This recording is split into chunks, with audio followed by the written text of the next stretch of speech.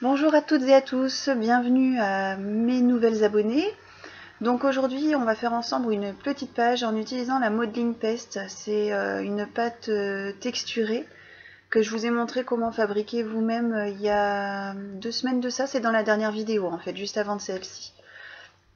Donc pour aujourd'hui, pour la page, j'utilise un masque de Tim Holtz de la marque Ranger. Et c'est un masque un peu floriche comme ça, tout éclaté. Et je vais faire une page qui va être shabby, c'est-à-dire, enfin shabby chic, c'est-à-dire avec un effet un peu vieilli, mais dans des tons très girly. C'est-à-dire il n'y a pas du tout le côté vintage qu'il peut y avoir sur d'autres créations. Donc j'étale tout simplement ma modeling paste avec un couteau. J'essaie de recouvrir en totalité le masque.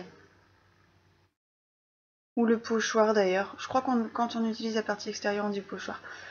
Et j'enlève le surplus avec une carte de fidélité. C'est parce qu'en fait, le couteau que j'avais utilisé était légèrement cranté. Et de ce fait-là, ça me faisait des petites rainures sur la pâte. Donc j'ai préféré l'étaler avec une carte. Donc là, je récupère les petits morceaux que j'avais posés au centre. Donc comme je vous l'avais indiqué, la modeling paste elle est facile à faire avec ce qu'on a chez soi. Il suffit pas beaucoup d'ingrédients et en plus l'avantage c'est que ça se travaille super bien pour les fonds.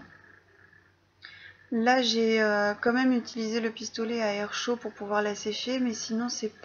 Enfin quand je dis que c'est pas si long que ça, faut attendre quand même un petit peu, mais je veux dire faut pas attendre 3 jours que votre réalisation soit sèche, quoi. Ça sèche en quelques heures. Donc je rajoute un petit effet mur de briques dans 2 angles opposés de la page. Ça c'est avec un pochoir que j'ai fait à la machine Silhouette. Voilà, donc j'ai séché mon papier. Et maintenant je vais pouvoir venir travailler avec mes encres dessus.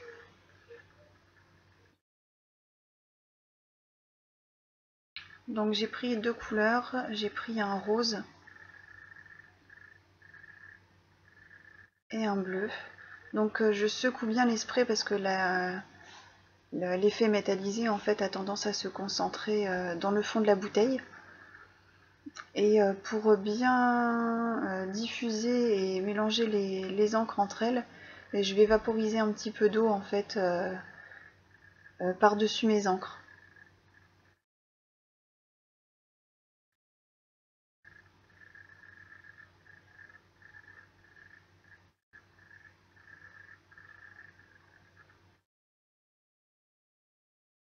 Donc j'étale un petit peu au pinceau. Et c'est pour éviter qu'il y ait trop cet effet éclaboussure en fait du spray. Je tenais vraiment à ce que les couleurs se fondent entre elles.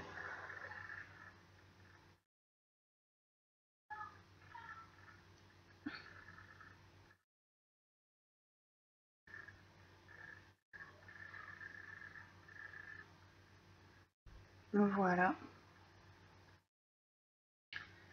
Donc pareil, on peut sécher les encres au pistolet à air chaud. Et voilà ce que ça donne.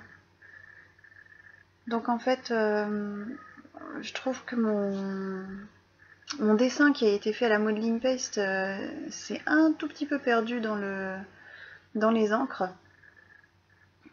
Donc je vais essayer de rehausser tout ça.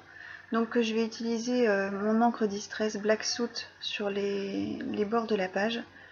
Je vais insister un petit peu sur voilà, les petites briques que j'ai mis dans l'angle.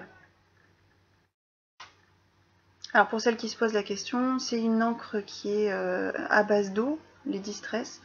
Donc ce sont des encres avec lesquelles on peut très bien travailler le fond et ça se pose avec une petite éponge. Vous pouvez très bien utiliser une petite éponge de maquillage à fond de teint, ça fonctionne très bien aussi.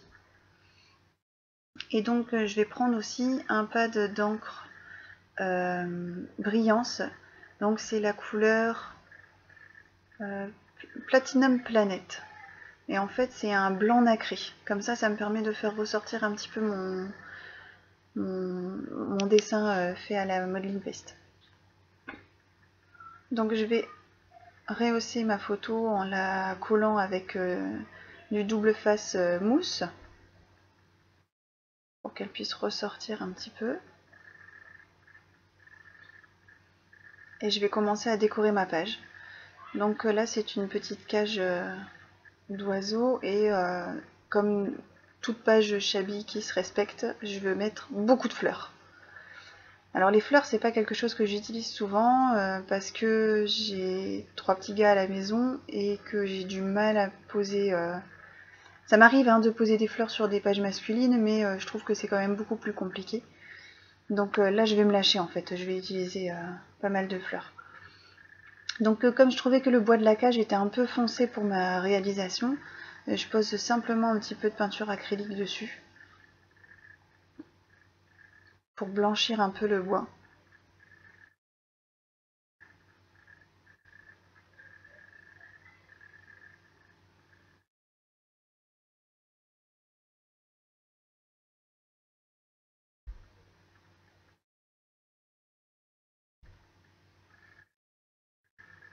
Voilà, et on va pouvoir commencer à coller tout ça au pistolet à air chaud.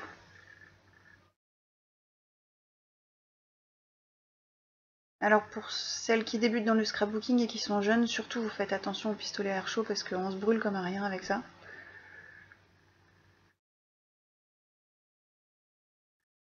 Et donc là je vais pouvoir commencer à poser. Donc il y a des fleurs, bon là c'est une feuille qui a été achetée, mais celle-ci par exemple c'est une fleur que j'ai faite moi-même. Pareil, vous trouverez le tuto dans mes vidéos. Les fleurs façon Prima.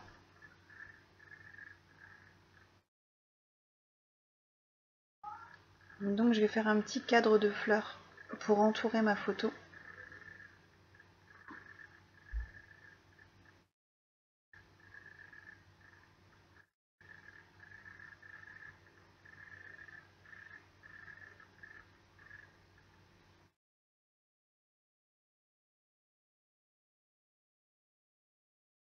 Alors c'est une page qui a demandé, que je vous dis pas de bêtises, 1 heure je pense, 1 heure de réalisation. En fait c'est surtout le temps de préparer le fond et de le sécher qui est le plus long. Parce que sinon les fleurs je les avais toutes sous la main donc j'ai pu les coller tout de suite et c'est pas une page qui demande beaucoup de temps et de réflexion.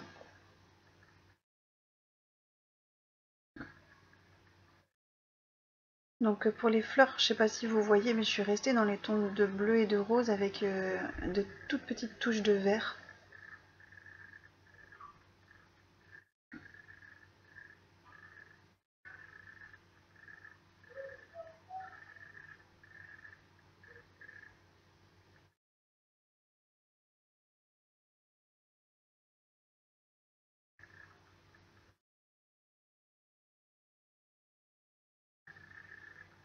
Voilà. Donc je vais apposer mon titre.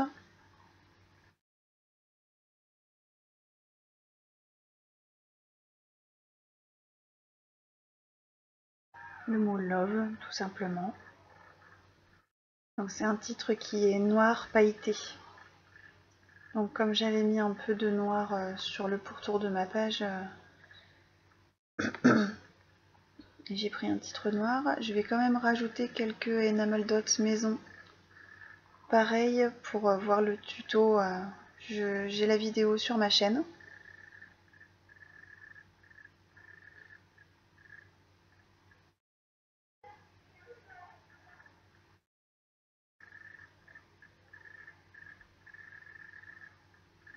Alors j'ai essayé de faire des enamel dots avec la peinture Tulipe 3D et en fait j'ai été très déçue du résultat.